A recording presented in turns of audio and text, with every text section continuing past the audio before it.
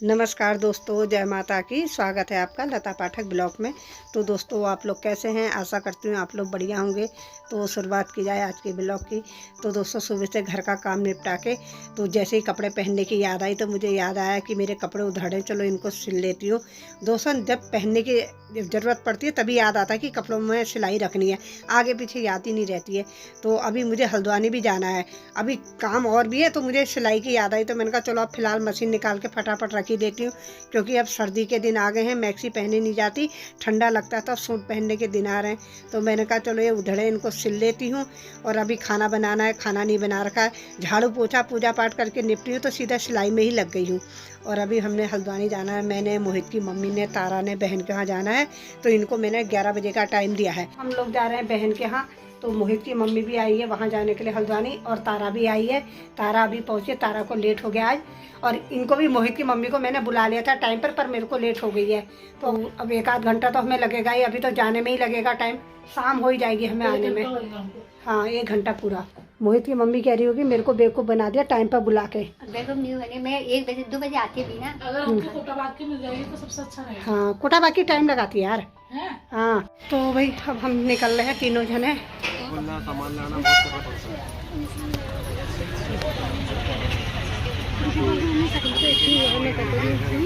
आप लोग भी सोच रहे होंगे बाकी ब्लॉग नहीं दिखाया, तो मैं आपको बता दूं मैंने वहाँ ब्लॉग शूट करा नहीं, मुझे अच्छा भी नहीं लगा।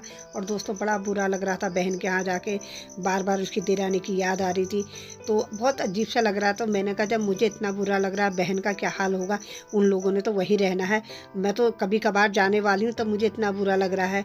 अब वो तो रोज़ के रहने वाले, रात दिन रहने बात करने वाले, तो उससे तो बहुत ही बुरा लग रहा। कह रही मैं कैसे रहूँगी, क्या करूँगी। मैंने कहा भाई जिस भगवान ने दुख दिया है हिम्मत भी देगा झेलने की, सहने की, धीरे धीरे आदत बन जाएगी। अब रहना तो है ही दोस्तों, आज नहीं तो कल आदत तो बनानी है, क्योंकि बुरा तो बहुत लगता है। अब मेरे वहाँ तो ऐसा है ना दोस्तों, भीड़ रहती, कभी कोई आया तो अकेलेपन का एहसास नहीं होता। अब शहरों में ऐसा कहाँ है, सब लोग अपने अपने कामों में बिजी होते, किसके पास इतना टाइम होता है। दिन तो कट जाता है, रात बड़ी दिक्कत आती है। मेरे वहाँ तो ऐसा रात के 9-9 बजे तक बैठे रहते हैं, तो मुझे पता ही नहीं लगता। अब तो कम हो गया दोस्तों, जब हस्बैंड गए थे तो उस समय मेरे पड़ोसी मोहित की मम्मी, शोभा, लोग 12-12 बजे तक बैठे रहते थे, तो हमें एहसास ही नहीं हुआ हम अकेले हैं कि हमारे सर से साया चला गया। पर वही साथ हमेशा याद आता है, कहते हैं ना दुख में जो साथ देता है उसका कभी वो एहसान नहीं भूलना चाहिए।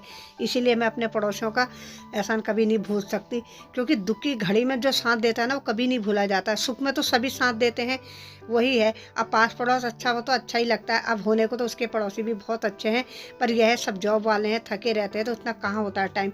उनको भी जब टाइम मिलता है तो बेचारे आते रहते हैं, ऐसा नहीं है। अब धीरे धीरे तो उसका भी मन लग ही जाएगा। दिन भर तो बोलने के लिए अच्छा ही है, वैसे उसके बगल में भी दीदी लोग हैं, तो थोड़ा उनसे बातचीत कर लेगी तो उसका मन भी बहल जाएगा। फिर शाम के टाइम पे हर्षू आ जाता है, तो थोड़ा उसके साथ भी, शुरू में तो दोनों को बहुत बुरा लगेगा। अब दोस्तों वो तो फिर भी तो इधर उधर जाके बात कर लेंगे। सब में ज़्यादा टेंशन उसके देवर का, वो तो बोलते भी नहीं है किसी से, ना ज़्यादा बात करते हैं, गुमसुमी रहते हैं। टेंशन सब में ज़्यादा उन्हीं का रहता है। अब क्या है, भगवान ने दुख दिया है तो वही हिम्मत भी देगा सहने की। हम कर भी क्या सकते हैं, सिर्फ दुआ ही कर सकते हैं। जब मेरे सर पे पहाड़ टूटा था तो मेरे साथ में उसके हस्बैंड ने, उसने बहन ने बहुत साथ दिया था, वो भी आए थे यहाँ। तो बहन तो बहुत टाइम तक मेरे साथ रही। अब उसके समय मैं नहीं जा पा रही, मेरी मजबूरी हो गई है, क्योंकि एक तो डॉगियों का हो गया है, दूसरा अंकित भी बीमार रहता है, तो इस वजह से अब मेरा दिन में तो जाना हो जाता, रात को मुश्किल होता। रात को भी 1 आध रात जा सकती हूँ, ज़्यादा तो नहीं हो पाएगा। समझती है बहन इस बात को, कहती है कोई बात नहीं। अब मैंने कहा चलो अभी तो उसकी नंद लोग हैं, फिर बाद में देखूंगी, 1 आध दिन के लिए चली जाऊँगी। आज बना रही हूँ मैं गेठी की सब्जी। गेठी मोहित की मम्मी ने दी थी मुझे, तो बोल रही थी तुम खाओगे। मैंने कहा हाँ यार, गेठी तो बहुत अच्छी होती है, कहाँ मिलती है, तो वो लेके आई थी, तो मैंने आज बना ली गेठी की रसीली सब्जी। वैसे तो दोस्तों गेठी की सब्जी चूल्हे में पका के भी खाओ, मतलब राख में, तो बहुत टेस्टी होती है, और अस्थमा वालों के लिए तो खासकर दवाई का काम करती है। गेठी मिलती कहाँ है, तो मैंने उनसे कहा भाई अब आएंगे तो मिलने रख देना। तो बोली हमारे घर में तो कोई खाता नहीं है। मैंने कहा कोई बात नहीं, मैं तो हूँ खाने वाली। तो मैंने एक गेठी की सब्जी बनाई है, और दूसरा अंकित के लिए बीन की बना दी सब्जी। अंकित बोला था मम्मी मेरे लिए बीन की दूसरी सब्जी बना देना, अगर नहीं खाई गई तो। मैंने कहा ठीक है, उसके लिए बीन की बना के रख दी, और इधर आटा गूंथ के रख दिया। दोस्तों अब ये बर्तन है, इन्हें धो लेती हूँ, उसके बाद अभी डॉगियों के लिए खाना बनाना है। देख रहे हो बर्तन का भी ढेर लगा है मेरा। काम इतना होता है, मुझे टाइम का पता नहीं लगता। अभी टाइम बता दूं कितने बजे, रात के 9:30 बज रहे हैं। और ये जाड़ों के दिन है, तो मेरे तो ऐसे ही दिन बीत जाता है। मुझे तो ऐसा लगता है जाड़ों के दिन भी छोटे हैं, दिन तो छोटे हैं, रात भी छोटी लगती है। तो लोग कहते हैं कैसे काटें, मेरे 12 तो ऐसे ही बज जाते हैं। आजकल तो मैं इतनी थक जाती हूँ, टाइम पर सो जाती हूँ। बीच में तो मेरे को नींद नहीं आ रही थी तो मैं 12-1 बजे सोती थी।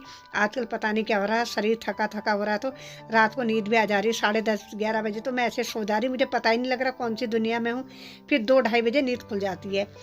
जल्दी सोती हूँ तो जल्दी नींद खुल जाती है। दोस्तों सुबह के टाइम पे आंख लग जाती है, फिर सुबह उठने में दिक्कत हो जाती है, आंख खुलती नहीं है, टाइम बहुत हो जाता तो उठती तो हूँ तो फिर झूमती रहती हूँ। तो दिन में कभी सोने को मिल नहीं रहा। अब आजकल तो दिन में सोने को होता भी नहीं है, छोटे दिन हो गए हैं, फिर दिन में इधर उधर जाना हो जा रहा है। अब तो खैर जाड़ों के दिन आ रहे हैं, आदत छूटी जाएगी दिन में सोने की। तो दोस्तों दोनों सब्जियां बनाई, बर्तन धोए, उसके बाद याद आया थोड़ी मलाई रह गई थी, इसको फेंट लेती हूँ। अब ये नवरात्रि आने वाली है 1-2 दिन बाद, तो बत्ती बनानी है घी की। वो घी की जो बत्ती बनाई थी मैंने ख़त्म हो गई थी, तो मैंने कहा चलो ये घी बना के इसमें बत्ती भिगा दूँगी, दिया जलाने के लिए सही रहता है। तो परसों थोड़ा सा बनाया था, वो तो अंकित को दे दिया था मैंने, डेयरी का दूध का था। ये जो हमने घर में लगा रखा है वो गाय का दूध है, उसका है। तो मैंने कहा इसे बना के एक बर्तन में रख देती हूँ। टाइम था तो मैंने कहा चलो ये काम भी कर ही लेती हूँ, करना तो है ही। सुबह को भी मेरे को मार मारी रहती है। और दोस्तों खाना हमने लेट ही है, ऐसा तो है नहीं कि खाना जल्दी खाना है। 2 माँ बेटे हैं, फिर खाते देर से ही हैं। डॉगियों के लिए भी खाना बना दिया था तो अंकित उनको दे रहा है खाना।